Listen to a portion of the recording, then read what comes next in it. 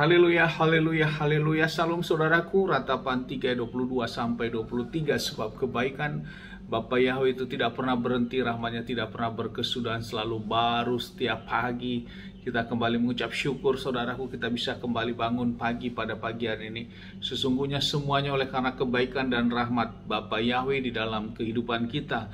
Renungan KPI Maim Kaim pada hari Rabu tanggal 19 Mei 2021 atau pada tanggal 8 Sivan 5781 diambil dari Bilangan 6 ayat 1 sampai 2 yang merupakan kelanjutan dan pembacaan renungan Torah kita, saudaraku.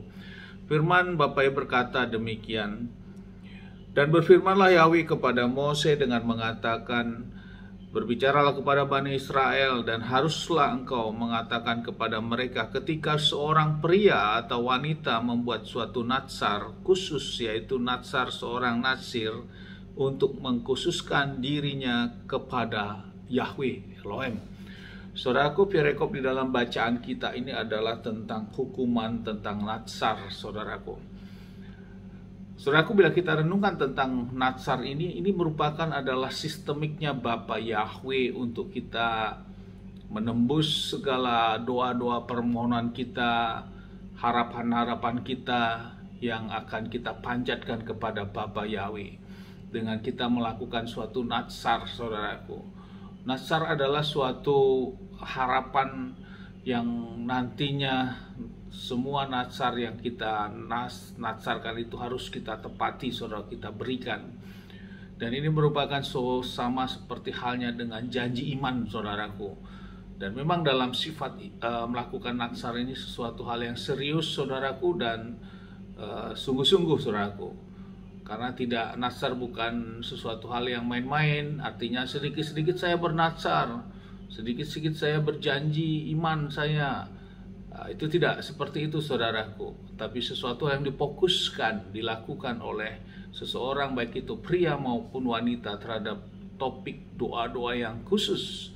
Dan Bapa Yahweh memberikan suatu sistemik ini, saudaraku. Mungkin saudaraku sudah melakukan suatu doa terhadap permohonan doa saudaraku. Saudaraku sudah ada suatu topik doa, sesuatu permasalahan yang dihadapi, baik itu masalah pribadi, masalah keluarga, atau masalah pekerjaan, masalah persahabatan dan sebagainya. Dan saudara sudah mengambil sikap doa, bahkan saudara berpuasa, kok sepertinya tidak ada perubahan, saudaraku. Tidak ada sesuatu hal yang berubah, tidak ada sesuatu hal jawaban sepertinya, seperti itu, saudaraku. Maka langkah yang dilakukan bisa dilakukan dengan melakukan natsar ini, saudaraku. Di dalam Bilangan 6 ini, saudaraku, telah diatur bagaimana tata cara melakukan natsar ini, saudaraku. Saudaraku, natsar dilakukan ada beberapa persyaratan yang harus dikerjakan. Yang pertama, kita harus hidup benar, saudaraku. Kita harus benahi dulu hidup kita. Ini yang menjadi dasar, saudaraku. Konsep iman kita, konsep hidup kita harus dibenari. Karena kita mau melakukan hukumnya Bapa Yahweh, sistemiknya Bapa Yahweh. Jadi konsep hidup kita harus dibenarin dulu. Apakah kita hidup sudah sesuai dengan hukum Tuhan? Seperti halnya apakah kita sudah mengambil bagian dalam percaya kita kepada Bapa Yahweh di dalam Adonai Yeshua HaMashiach. Apakah kita sudah mengambil dalam suatu baptisan kudus, saudaraku, melakukan pembaptisan dengan diselamkan, dibaptis di dalam nama Bapa Yahweh, di dalam nama Adonai Yeshua HaMashiach dan Ruach HaKodes.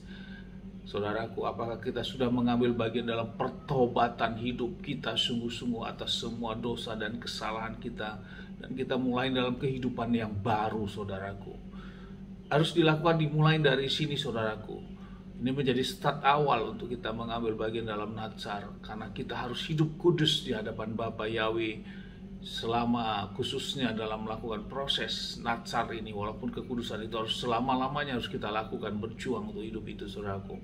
Tapi untuk melakukan natsar ini harus dilakukan dengan diberangkat dari hal itu, membenahi diri kita. Selanjutnya, saudaraku, dalam kita mengambil suatu natsar ini, saudaraku, atau janji iman yang sungguh-sungguh ini kepada Bapa Yahweh, ada beberapa yang harus dilakukan. Yang pertama, kita harus menjauhkan dari anggur, saudaraku. Kita tidak boleh minum anggur, bahkan makan buah anggur itu tidak boleh, saudaraku.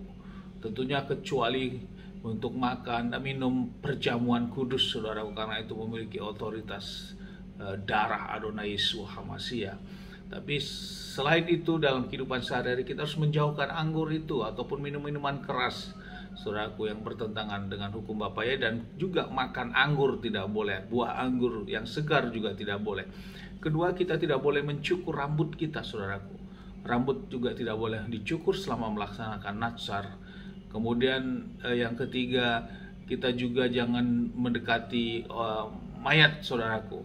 Kita yang bernatsar tidak boleh mendekati mayat, saudaraku. Dan apabila terpaksa ada mayat terjadi di sekeliling kita tiba-tiba dan kita harus menyentuh atau mendekati mayat, maka kita harus menggundulkan. Firman berkata harus menggundul kepalanya, saudaraku. Kepalanya harus digunduli, rambutnya harus dicukur. Tapi artinya itu boleh dicukur apabila melakukan hal kenajisan, keterpaksaan ini untuk menyentuh mayat, saudaraku.